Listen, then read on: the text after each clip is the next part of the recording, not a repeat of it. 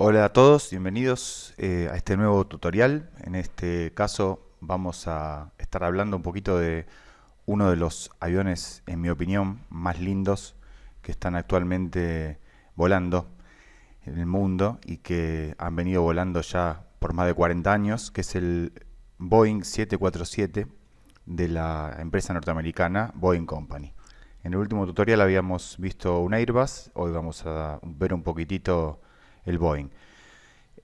Bueno, para presentarlo basta con mirar nada más la imagen y ya tenemos la fachada de lo que es, en mi opinión, como dije antes, el avión más imponente, el avión más bello estéticamente que podemos encontrar en este momento actualmente todavía en el mundo volando. Este avión hizo su primer vuelo comercial allá por la década del 70, si no me equivoco, creo que en 1970. O sea que estamos hablando, bueno, estamos hablando de un avión que ya tiene 47 años en el aire, por supuesto con diferentes versiones que fueron evolucionando. Este que está acá en la pantalla, este que vemos acá, es un 747-400, que es el anteúltimo. Este ya no se fabrica más, este modelo en particular. El más moderno de todos, la última versión que salió, es el 747-800, que son los que vuelan actualmente, los que tenemos en los aires actualmente. Este 400 fue una versión muy exitosa, fue la más vendida de las versiones del 747 hasta ahora. Digo hasta ahora porque todavía se siguen fabricando. Y tiene la virtud, el 747 en general, no el 400, entre otras cosas, entre muchas virtudes que tiene, de haber sido uno de los primeros aviones, si no el primero, de fuselaje ancho en volar. Este avión, bueno, se fue llamado el avión de los superlativos, ¿no? Ya su mismo apodo por el que se lo conoce, por el que lo conoce la mayoría de la gente, que es el Jumbo Jet. Como les decía, fue conocido como el avión de los superlativos. Fue durante muchos años, durante décadas, el avión más grande de pasajeros que hubo en el aire, el avión que tenía más autonomía, es decir, el que podía volar mayor distancia sin reabastecerse de combustible. Y aparte, bueno, el avión más cómodo, el avión más amplio, el que tiene más capacidad de carga, en fin, como decía, el avión de los superlativos, ¿sí? El de fuselaje más largo, el de mayor envergadura de las alas, eh, todo lo máximo, durante muchas décadas. Hoy actualmente, bueno, tenemos aviones más grandes que llevan más pasajeros, como el Airbus A380, que tiene, bueno, tiene dos pisos, doble cabina de pasajeros todo a lo largo del fuselaje. El 747, como vemos, tiene una zona que es lo que lo identifica, ¿no es cierto? La famosa jorobita que tiene acá adelante, en donde la cabina de pasajeros se hace doble, es decir, en donde hay dos pisos de pasajeros. Bueno, en versiones anteriores, en la parte superior, en este segundo piso, estaba la primera clase, ¿sí? La clase premium de las aerolíneas. Hoy en día eso, con el nuevo diseño en el 400 ya había cambiado y en el 800 también. La primera clase se encuentra en la parte de abajo, delantera del avión, ¿sí? En lo que sería la trompa, lo que está justo debajo de la cabina de mando. Y en la parte de arriba tenemos la clase business, ¿sí? Y todo, bueno, después todo lo que viene para atrás sería la clase turista. Bueno, pero antes de pasar a ese tipo de detalles ya más comerciales, vamos a hablar un poquito de la parte técnica del avión, ¿sí? Voy a tratar de ser breve porque eh, va a ser un tutorial un poquito extenso, lo voy a dividir en partes, ¿sí? Y en esta primera parte lo que quería hacer era un poquitito la presentación técnica del avión, para que sepamos exactamente con qué tipo de aparato vamos a estar trabajando durante este vuelo. Bueno, elegí una vez más Lufthansa. Otra vez estamos en el aeropuerto de Frankfurt. Hoy llueve, por lo que se puede ver en la pantalla. Está nublado. Y el vuelo que vamos a hacer hoy es el vuelo 630, el vuelo 630 de Lufthansa, que une diariamente las ciudades de Frankfurt con la ciudad de Dubái. La ciudad de Dubái es un destino muy concurrido por muchas aerolíneas. Lufthansa tiene un vuelo diario desde Frankfurt a Dubái. Es un vuelo que sale a las 14 horas todos los días y llega aproximadamente a las 22:30 a Dubái. Yo hoy en particular voy a cambiar el horario porque si respeto el horario verdadero, digamos, el horario real del vuelo, vamos a estar llegando de noche, ¿sí? Bastante entrada a la noche a Dubái. Y la verdad es que, perdón, a mí me interesa mostrar un poquitito las características también, no solamente del avión, sino del escenario de Dubái. Y me gustaría que fuera de día, para que se aprecie un poquito mejor. Así que uno de dos cambios que voy a hacer sobre el verdadero vuelo de Lufthansa, sobre el vuelo 630, es el horario. El vuelo verdadero despega a las 14 horas, como les decía, llega a las 22:30. Yo voy a despegar un poco más temprano, voy a salir apenas está amaneciendo en Frankfurt. En esta época del año serán las 7 de la mañana aproximadamente, así que vamos a estar llegando de día, ¿sí? A Dubái, aproximadamente a las 3 de la tarde.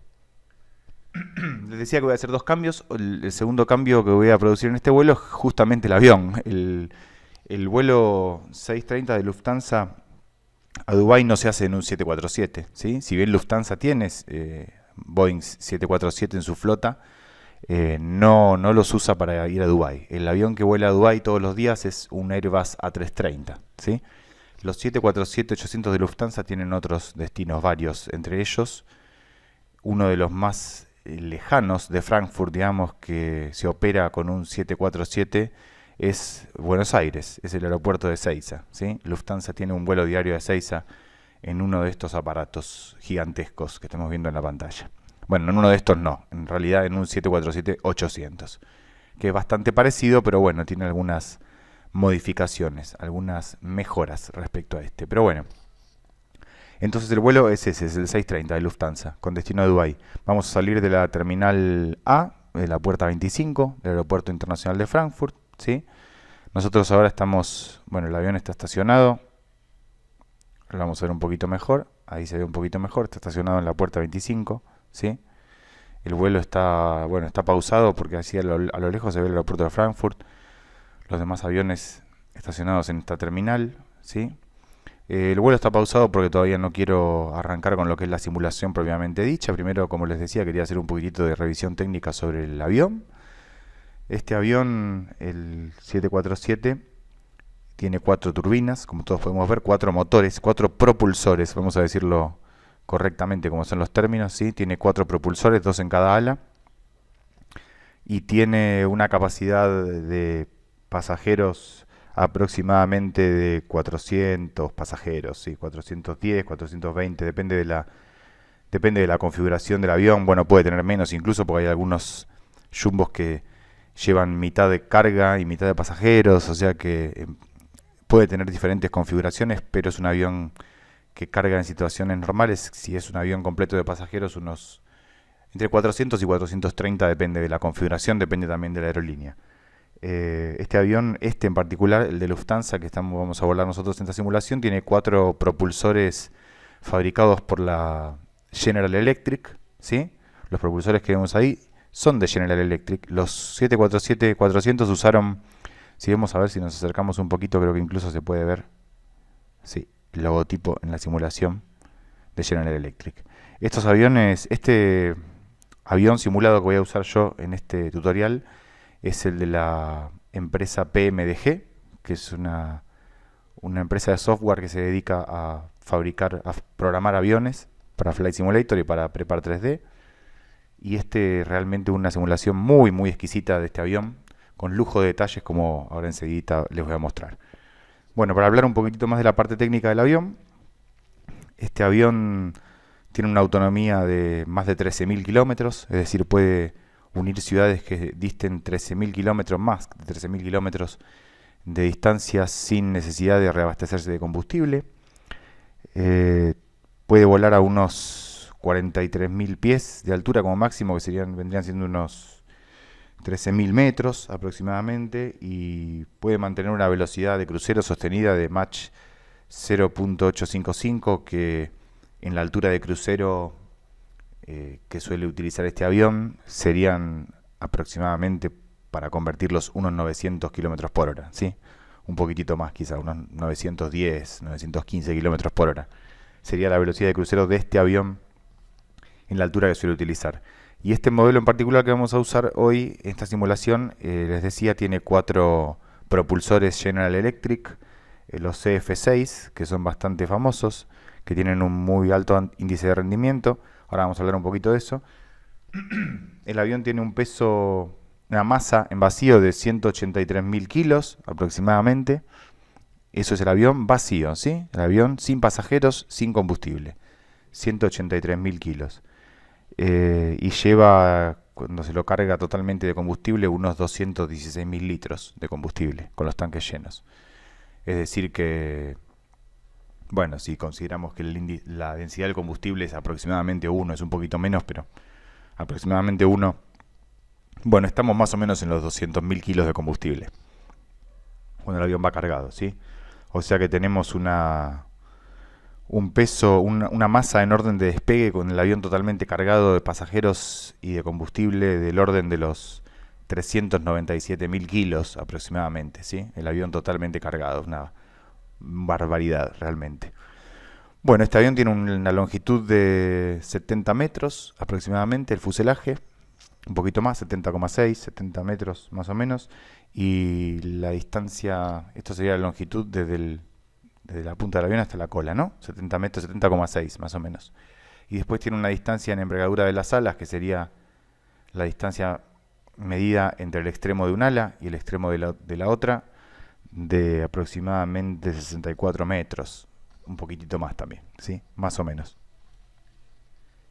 Bueno, para no ahondar más en este tipo de detalles, vamos a entrar ya en lo que es un poquitito más la parte técnica de los propulsores. Los 4 propulsores que utiliza este avión, como todos los aviones modernos en realidad, son del tipo turbofan, que reemplazaron ya hace varias décadas a los turborreactores que había antiguamente. El turbofan se caracteriza porque, bueno, a diferencia de los reactores antiguos, el turbofan tiene un ventilador frontal, ¿sí? De ahí viene la denominación, fan es ventilador en inglés, sí, tiene un ventilador frontal que lo vamos a ver enseguida después cuando vayamos a encender los motores. Voy a tratar de hacer un zoom, un pequeño acercamiento, que desde acá va a ser un poco difícil porque la terminal no me permite mostrarlo, pero después lo vamos a ver bien. Ahora igual les voy a mostrar unas fotos de los turbofan. Y este tipo de propulsores, los turbofan, tienen algunas características muy distintas de los anteriores, y una de ellas es que tienen un ventilador grande en la entrada, y el flujo del aire que toman por la entrada del motor se divide en dos partes, ¿sí? Bien, bueno, esto que les voy a mostrar acá, tengo unas cuantas fotos de unos turbofan. Vamos a empezar con esta. Acá se ve bien el motor de frente, ¿sí? Con el ventilador frontal del que les hablaba recién. En este caso es un Rolls-Royce, que es la otra empresa que fabrica también propulsores para el 747. Acá vemos bien el simbolito de Rolls-Royce. En realidad, para el 747-400, ¿sí? Como hablábamos antes, el 747-800 ya usa propulsores de General Electric únicamente, si no me equivoco. El 400 utilizaba 3 tipos de propulsores distintos, fabricados por diferentes empresas. El que vamos a usar nosotros en nuestro vuelo, como les decía antes, son los de General Electric, pero también Rolls-Royce fabricaba propulsores para el 747, que son estos que estamos viendo acá. Y otra empresa que también fabricaba propulsores para el 747-400 era Pratt & Whitney. Eran los 3 tipos de propulsores que utilizaba, ¿sí? Bueno, el turbofan tiene como característica que el flujo del aire que entra por el ventilador principal se divide en dos. Entonces tenemos un flujo primario, que es el que va a entrar en lo que es el motor propiamente dicho, y un flujo secundario que va a circular por fuera del motor, ¿sí? Pero dentro del armazón del propulsor, y los dos flujos se van a encontrar en la salida, ¿sí? Vamos a ver una foto a ver en donde se ilustre un poquitito mejor. Acá se ve bien la entrada de aire, ¿sí? Que se produce a través de las aspas del ventilador principal, ¿sí? Que impulsa el aire hacia la parte de atrás, y tenemos un flujo primario que entra por el cuerpo del motor propiamente dicho, y un flujo secundario que circula por el contorno, ¿sí? Por la parte exterior, y que se encuentran en lo que es la tobera, ¿sí? La tobera es la salida de los gases. Ahora vamos a hablar un poquitito de los diferentes turbofan que hay. Antes de clasificarlos, quisiera explicar más o menos brevemente, ¿sí? Muy brevemente, muy por encima, el funcionamiento del motor. Acá, como vemos, detrás de lo que es el ventilador principal tenemos el compresor, que en realidad se divide en dos partes. Tenemos un compresor de baja presión al principio y después tenemos un compresor de alta presión. La función que tienen estos compresores es, bueno, justamente como su nombre lo indica, y valga la redundancia, comprimir el aire que entra, de manera que el aire que entra en la segunda parte, que es la cámara de combustión, ¿sí?, entre ya con alta presión. En la cámara de combustión se inyecta el combustible, entra el aire totalmente presurizado y, bueno, acá es donde justamente se produce la combustión, ¿sí?, donde se quema el combustible del avión. Al quemarse el combustible produce gases de escape supercalientes. Estos gases de escape supercalientes y a alta presión circulan hacia la parte de atrás y pasan por los alaves de esta turbina que vemos acá, ¿sí?, y la hacen girar a altísimas velocidades, obviamente, ¿no? Como esta turbina está unida, como vemos, por un eje, ¿sí?, que es este que está acá, está unida a los compresores y está unida al ventilador, los gases mismos de la combustión, al hacer girar la turbina, hacen girar el eje y este eje hace girar los compresores y hace girar el ventilador, ¿sí? Es decir, que el motor lo único que necesita para arrancar es una fuerza que lo haga girar inicialmente hasta que se inicia la combustión en la cámara. Una vez que la combustión está iniciada, el proceso es autosustentable, ¿sí? El motor produce la propia energía que hace que el motor se mantenga funcionando. ¿Está bien? O sea, la combustión libera gases de escape a alta presión, muy calientes, hacen girar la turbina está conectada por medio de un eje que hace girar los compresores y el ventilador frontal. Bueno, ¿cómo se produce el empuje? Parte del empuje, en este tipo de motor, el empuje se produce en dos partes distintas. Una parte se produce en lo que es el ventilador principal, al empujar el aire hacia atrás por la tobera, ¿sí?, en lo que se llama flujo secundario, ¿sí?, el aire que va por fuera del cuerpo del motor. Y la otra parte del empuje se produce en la tobera, en donde salen los gases de combustión, que también salen supercalientes, ¿sí? Y estas dos salidas de gases simultáneamente son lo que provoca el empuje del motor, ¿sí? Son lo que genera empuje en el motor y en definitiva sobre el avión. Estos motores tienen mucho empuje, ¿sí? Pueden mover un avión, en este caso el 747 lo pueden hacer despegar 4 de estos motores en pistas que, si uno lo piensa, son realmente cortas para lo que es el tamaño del avión.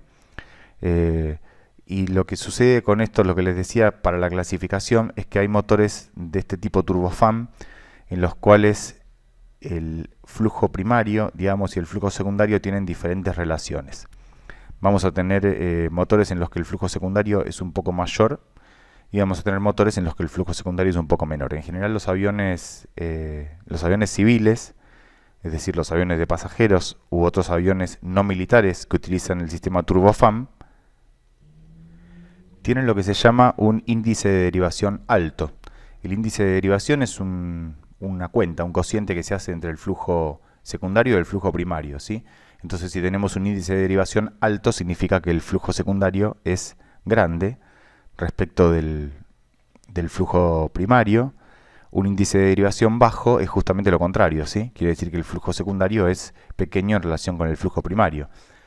¿Cuál es la diferencia? ¿Por qué se usan unos u otros? Bueno, los motores con índice de derivación alto son bastante más eficientes a velocidades subsónicas, producen mucho menos ruido que los otros y menos contaminación ambiental.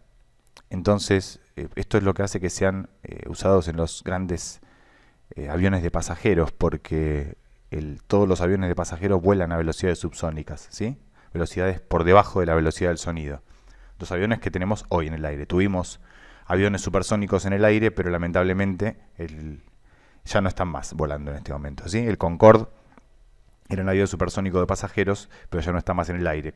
Con lo cual, todos los aviones hoy en día que transportan pasajeros son aviones que vuelan a velocidades subsónicas, ¿sí? Velocidades menores a la velocidad del sonido. Y en este tipo de velocidades, los turbofan de índice alto, digamos, son los que producen mayor rendimiento, menos ruido, y por eso se utilizan. Los turbofan de índice de derivación bajo se utilizan para aviones militares. ¿Por qué? Porque producen mayor rendimiento a velocidades supersónicas, y los jets de combate militares vuelan a velocidades supersónicas. entonces usan motores turbofan de índice de derivación bajo, ¿sí? Tengo otra imagen en la que es una especie de animación en la que se puede ver el aire, ¿sí? Cuando entra en el ventilador principal y cómo se divide. Parte del aire va por dentro del cuerpo del motor y parte va por afuera y se juntan sobre el final, ¿sí?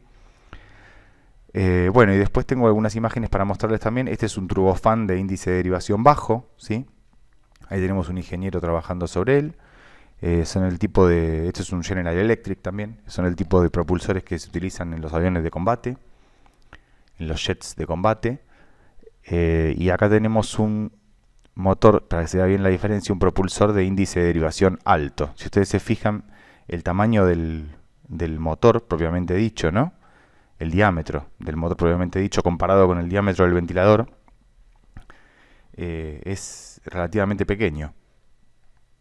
Esto hace que el flujo de aire, el flujo secundario, ¿sí? Que es el aire que entra por el ventilador pero va por fuera del cuerpo del motor, sea alto, y por eso el índice de derivación es alto, ¿sí? Y se encuentran acá. Este motor, bueno, a este propulsor le falta la carcasa exterior, porque acá vemos al ingeniero trabajando sobre él, ¿sí? Este es un propulsor General Electric también. Y hay otra foto más, que es este. Acá tenemos varios ingenieros. Este es un propulsor también General Electric, de la empresa KLM. Tenemos varios ingenieros ahí trabajando, la holandesa KLM. Y como vemos también, el diámetro del motor, del cuerpo del motor, propiamente dicho, donde están los compresores, donde está la cámara de combustión, donde están las turbinas, es bastante pequeño en relación con el ventilador frontal, ¿sí? Que es el que toma el aire y lo hace circular, el que produce el flujo primario y el flujo secundario, ¿sí? Este también es un turbofan de índice de derivación alto. Bueno, y lo último que tengo para mostrarles es esto. Esto que vemos acá es un turbofan con los reversores activados. Los reversores es otra característica que tienen estos motores turbofan, que no solamente sirven para dar empuje al avión, sino que también sirven para detenerlo, ¿sí? Durante el aterrizaje o durante un despegue abortado. El avión viene digamos, toma tierra con bastante rapidez, con mucha velocidad. Entonces sería prácticamente imposible detenerlo simplemente usando frenos mecánicos, ¿sí? Los frenos que detienen el rodar del tren de aterrizaje. Entonces lo que se utiliza en primera instancia, en una primera etapa del frenado, son los reversores. Los reversores hacen que redirigen el flujo del aire. En vez de hacer que el flujo salga hacia atrás, hacen que el aire salga hacia adelante, ¿sí? Entonces eso obviamente genera un empuje inverso. Y esto es lo que detiene en mayor parte al avión, ¿sí? Estos reversores se pueden usar solamente cuando la velocidad es mayor a 60 nudos. Y una vez que ya la velocidad desciende cerca de los 70 nudos, se suelen desactivar. Y entonces ahí sí ya se accionan los frenos mecánicos y el avión frena mediante el tren de aterrizaje, ¿sí? Bueno, esto es un poquitito a grandes rasgos lo que es la tecnología del turbofan, que es la tecnología que tiene el 747 y la mayoría de los aviones modernos, ¿sí? De los grandes aviones de pasajeros modernos. Y ya que estuvimos hablando un poquitito, bueno, de las características exteriores del avión, como vemos tiene, bueno, como les decía, tiene doble cabina en la parte de adelante, la cabina de los pilotos, que esto es otra novedad respecto de la mayoría de los aviones, es que está en el segundo piso, ¿sí? Es una cabina elevada, el lugar donde los pilotos controlan el avión. Y el tren de aterrizaje de este avión también es un tren de aterrizaje importante, como podemos ver, ¿sí? El tren de aterrizaje principal, que es el que está sobre el centro, tiene múltiples ruedas, ¿sí? Tiene un montón de ruedas y tiene un sistema de amortiguación bastante avanzado también, para sostener obviamente toda la gran masa de este avión, ¿no es cierto? Así que, bueno, eso más o menos serían las características externas notables del avión. Vamos un poquitito a la cabina y ya después nos metemos de lleno en lo que es la planificación del vuelo. Esto que tenemos acá es una vista de la cabina, lo que sería entrando, ¿sí? Esta sería la puerta por la que se accede a la cabina. Tenemos dos jump seats, o sea, dos asientos para personas no pilotos que vayan en la cabina. Y ahí tenemos las dos ubicaciones de los pilotos, ¿sí? Tenemos como siempre una consola central, que es esta parte donde se controla la radio y otras cositas del avión que vamos a ir viendo durante el tutorial. Tenemos la consola del throttle, que es donde se controla la potencia de los motores. Y tenemos, como siempre, los CDUs.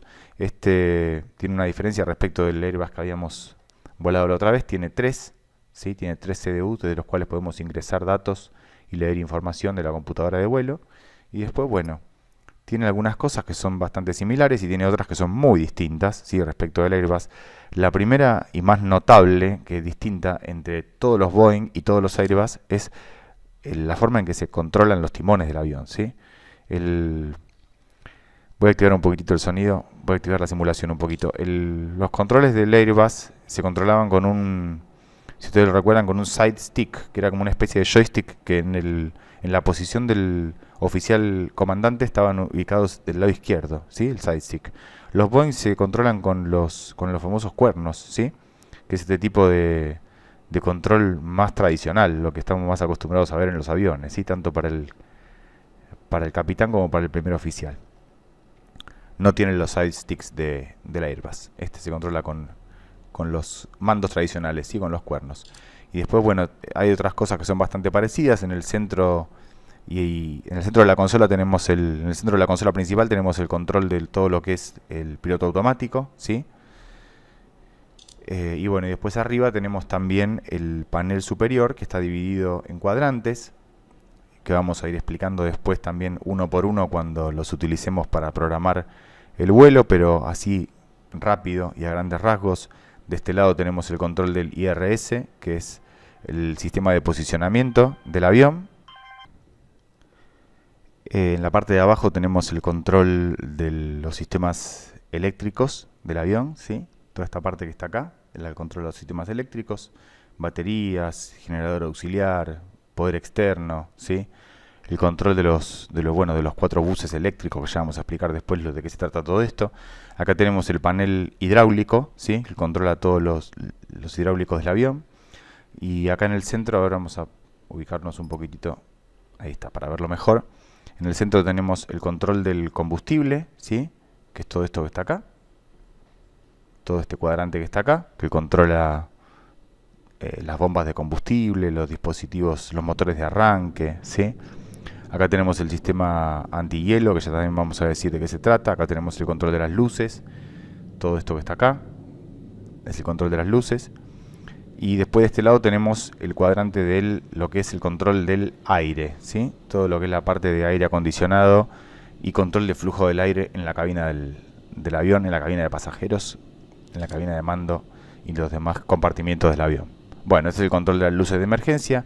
Estos son los controles que se accionan, digamos, cuando se incendia, en el caso de que se incendie alguno de los propulsores, ¿sí? Son los digamos, extintores, ahí está la palabra, ¿sí? Los extintores que hay que activar cuando algún motor está en esa situación. Y después, como siempre, tenemos la consola dividida en varias pantallas, ¿sí? Que nos brindan diferente información que se puede configurar, ¿sí? Qué es lo que queremos que nos brinde cada pantalla. Ahora está todo apagado porque el avión está en cold and dark, pero enseguida lo vamos a encender, ¿sí? Así que bueno, esta sería la primera parte de este tutorial sobre el 747, que es un poco la presentación del avión, sus características técnicas, y lo que vamos a hacer ahora es dejarlo acá. Vamos a terminar esta parte del tutorial y después seguimos con la segunda parte, en la que vamos a hablar un poquito de cómo se crea el plan de vuelo, que es lo que nos quedó pendiente la otra vez, y cómo se carga ese vuelo en los aviones de PMDG, en este caso en el 747. Así que cualquier pregunta que tengan sobre esta primera parte la pueden dejar en los comentarios, la contestaré a la brevedad y con mucho gusto. Espero que les haya gustado el tutorial, no se olviden de dejar un like si es así, y los espero en el próximo.